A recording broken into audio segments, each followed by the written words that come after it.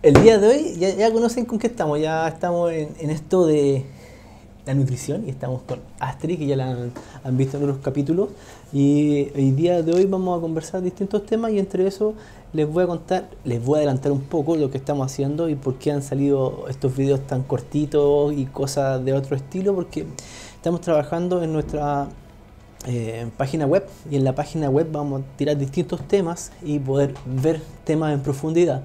Seguimos con BTH, seguimos entregando información de calidad, pero para los profesionales que quieren aprender un poco más, vamos a tener distintos cursos y entre esos conferencias. Y una de las conferencias que vamos a tener más adelante es con Astrid, que hace nuestra primera conferencia sobre la famosa ventana anabólica. Oye, Astrid, ¿y es tan así lo de la ventana anabólica? Ventana anabólica. Yo he visto en el gimnasio que casi si no te tomas el batido de proteína ya perdiste el famoso mentor que hablar. Sí, existe la creencia de que posterior a terminar una sesión de entrenamiento orientado a la hipertrofia, el músculo está más sensibilizado para absorber proteínas de rápida digestibilidad y sintetizar los tejidos musculares. Y tal como tú dices, uno puede ver a los muchachos corriendo con su batido proteico, tomarlo en media hora, porque se cree que es solo media hora posterior al ejercicio en que el músculo está más ávido de absorber las proteínas para regenerar los tejidos musculares, y que si no se consume este batido proteico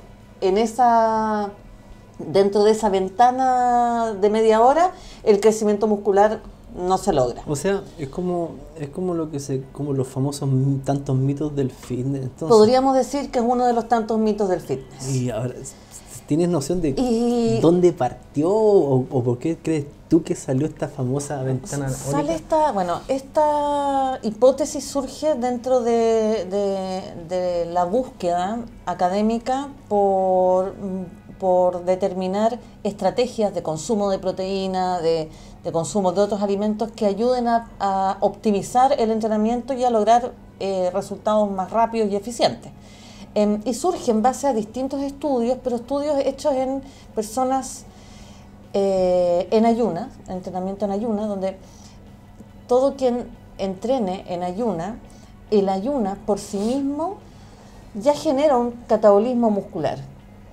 Sumado al catabolismo propio del entrenamiento, al finalizar el periodo de entrenamiento, el balance aminoacídico es negativo. Por lo tanto, en ese momento sí se hace absolutamente indispensable una intervención nutricional inmediata que aporte con proteínas y carbohidratos también, para aportar las proteínas y equilibrar este balance negativo en términos proteicos y aminoacídicos. O sea, yo estoy en totalmente desacuerdo con el entrenamiento en ayuno. Hay muchos colegas que le encanta el entrenamiento en ayuno. Yo también estoy en desacuerdo. Ahora, sí, uno ve cambios cuando las personas entrenan ayunas, claro, porque tú sumáis la raya para la suma, que fue lo que vimos en balance energético en ese video. O sea, te empezáis a entrenar y empezáis a ver que sí vais teniendo cambios, pero creo que al igual que todo tipo de dietas de moda, es una cosa que llega un momento que te funciona y lo dejas de hacer y es inviable en tu vida. Entonces, creo que la pérdida de fuerza es bastante, le digo bastante autor en relación al entrenamiento en ayunas, y la pérdida de fuerza, que al final se traduce en una pérdida de masa muscular. Creo que es más fuerte la evidencia científica en ese enfoque que el enfoque de la pérdida de grasa. Entonces, si vais sumando raya para la suma, tenéis que, claro, podéis perder tal vez porcentaje de grasa, pero también perdí porcentaje de masa magra, que es lo que más cuesta ganar. Entonces, yo estoy en desacuerdo. Es la masa magra lo que más tiene efectos positivos en la mantención de la composición corporal y también en la funcionalidad y en efectos metabólicos, ¿no? Todo, la absorción, la tolerancia a la glucosa, a la insulina, también dependen de una masa muscular funcional. Entonces, si uno entrena en ayuna y pierdo grasa, pero pierdo músculo, al final también pierdo salud. Claro, si la masa muscular es tan importante y claro, cuesta tanto ganar. Así, nosotros observamos ya en el gimnasio el, el porcentaje de masa grasa versus porcentaje de masa magra, si viene un estimado, la pérdida que se está teniendo o la ganancia que podamos lograr es pero bajísima, entonces Sí. cuesta mucho ganar un 500 gramos de masa muscular sin anabólico, estamos hablando, o sea, cuando principalmente, claro, está en una sesión de anabólico, obviamente la ganancia de masa muscular es altísima, pero Sí. en personas naturales que yo me enfoco mucho en el tema de salud, ¿cachai? No el tema de rendimiento ni de drogas, ¿no? Que no es nuestra visión, ¿cachai? En ese tipo yo creo que ahí la masa muscular juega un rol importante, pero en las personas sanas que entrenan para salud, creo que es muy arriesgado irse por el tema de la famosa entrenamiento en ayuna y sobre todo lo que tú me estás diciendo. Entonces tú me contáis también que esta cuestión partió porque crearon el entrenamiento en ayuna y de ahí salieron con el déficit de proteína y de ahí Sí. salió el famoso mito. Claro, sí. Guau. Y también hay una diversidad de estudios. Hay estudios donde se prueba el incremento o el aumento de la síntesis muscular, pero los estudios consideraban una colación pre y post. Entonces, si los sujetos sometidos a este estudio consumieron una colación antes y también después, ¿cómo yo puedo discriminar que el efecto en el incremento de masa muscular fue a la colación posterior? Porque hay una colación anterior también. Claro. Entonces no se puede, hay mucho estudio mal diseñado también, entonces no hay una evidencia concreta y sólida que realmente avale esta famosa ventana anabólica de media hora como es lo que se propone. También depende del tipo de la persona. Una persona entrenada, su aumento o la síntesis muscular es mucho más difícil que en una persona desentrenada, donde aumentan de masa muscular más rápido hasta que llegan a un plató. También es difícil en adultos mayores. En adultos mayores sí. la síntesis proteica es Lentísima. más difícil aún. Entonces no se han hecho estudios sólidos en distintas... hay diversidad de personas, diversidad de edades, diversidad de sujetos entrenados y no entrenados. Entonces no es difícil tomar una sola postura entre tanta variación y posturas y contradicción entre los mismos estudios. Lo que sí se ha visto es que efectivamente posterior al entrenamiento sí, la masa muscular está más sensible a las proteínas para formar o sintetizar tejidos musculares. Y se ha visto que no hay mayor diferencia si es que uno consume alimentos con proteína antes del entrenamiento o después. Si yo lo consumo antes, una hora antes,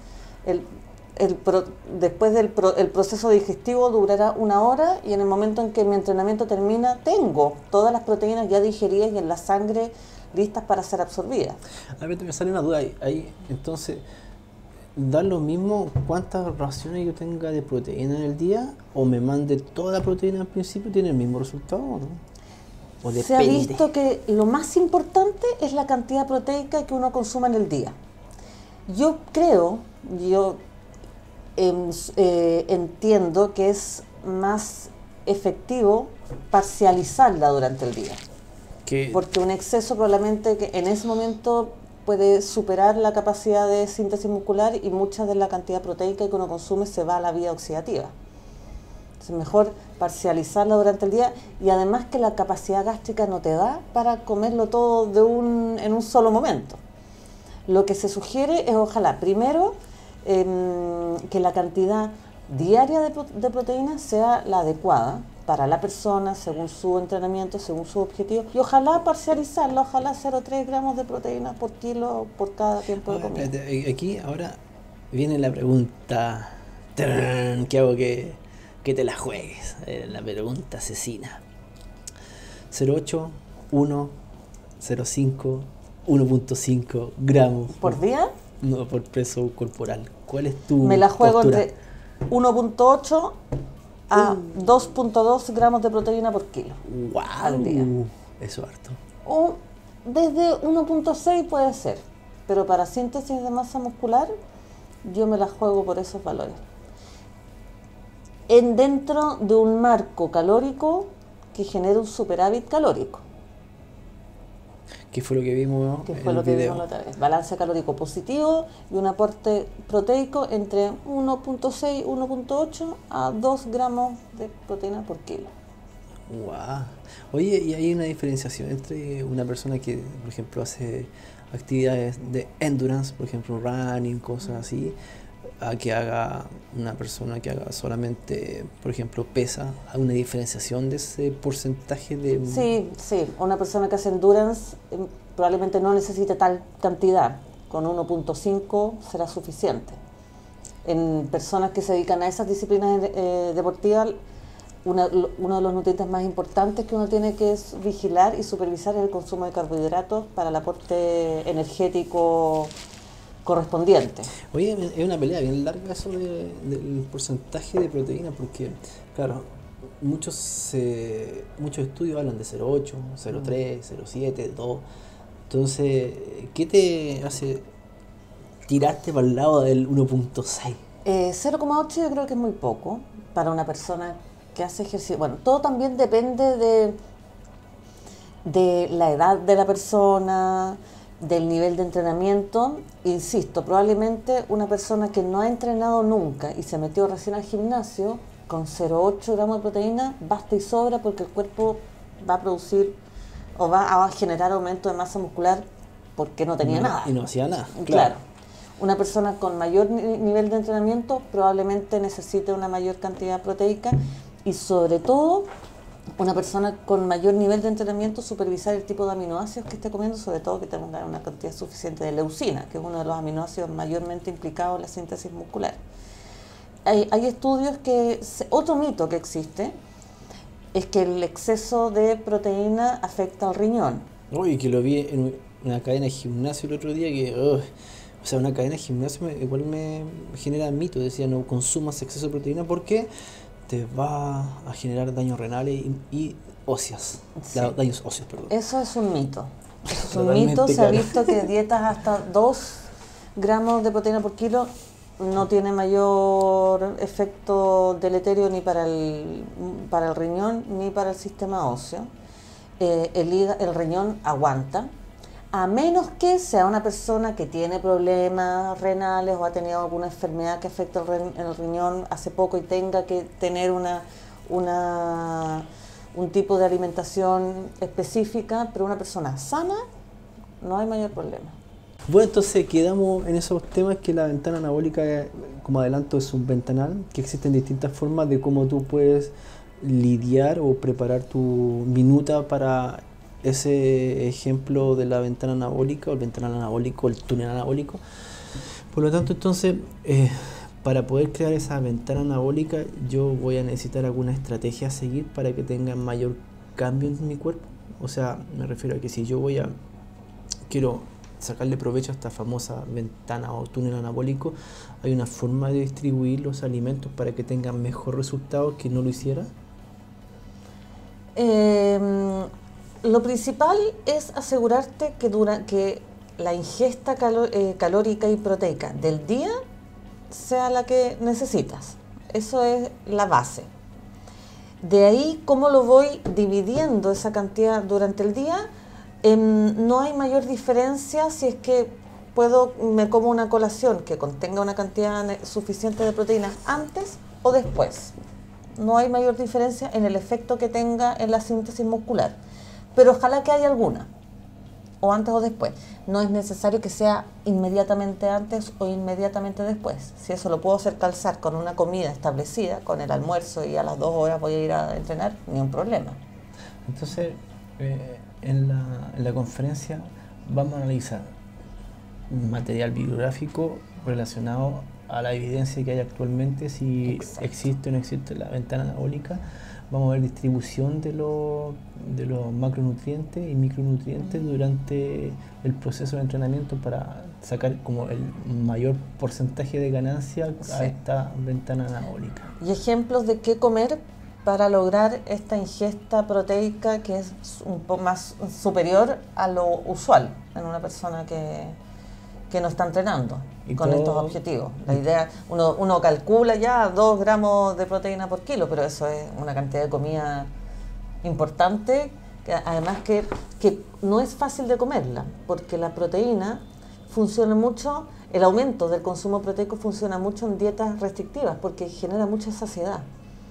Entonces, para objetivos de hipertrofia, en que hay que consumir un poco de mayor cantidad proteica,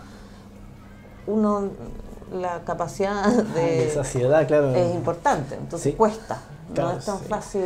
Claro, comerte un trozo de carne a comer papas fritas, por ejemplo, te podéis comer. Papas fritas te las comí, pero un trozo de carne llega a un punto en que ya no... Sí, ya no podéis más. Entonces, vamos a revisar distintas estrategias para incrementar el consumo proteico sin caer solo en el trozo de carne. Hay una infinidad de alimentos que se pueden utilizar, las legumbres, quesos, lácteos, dependiendo de también lo que coma cada persona. Ya, me parece. Estoy motivado con grabar esa ventana anabólica. Ya, ejemplos de colaciones, vamos a ver también. Eso sería, que yo creo que a muchas personas les interesa eso de, ya ok, ya estoy claro que la ventana anabólica si existe o no existe, whatever, pero ¿qué hago? ¿Cómo lo aplico? ¿Cómo lo llevo? ¿Cómo le saco el 100% de partido a esa famosa ventanita anabólica que voy a tener? ¿Cómo lo voy a hacer? Entonces, yo creo que dentro de la conferencia es clave esa parte, en la parte práctica, ¿qué voy a comer? ¿Qué voy a hacer? ¿Cómo lo hago?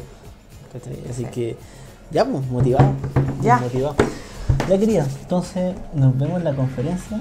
Nos vemos. Que va a estar pronto en la web, ahí va a estar todo. Así que por mientras, a esperar a que se lance y nos estamos viendo en la conferencia. En la conferencia.